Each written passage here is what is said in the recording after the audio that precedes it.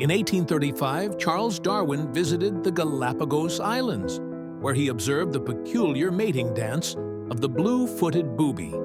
These birds, with their vibrant blue feet, perform an elaborate ritual involving high-stepping and sky-pointing. But why such theatrics? It turns out, the bluer the feet, the healthier the bird, signaling prime genetics to potential mates. This ritual, rooted in survival, has evolved over centuries.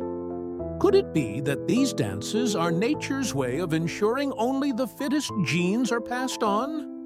Today, the blue-footed booby remains a symbol of nature's quirky yet effective strategies. Like, comment, and subscribe for more stories like this.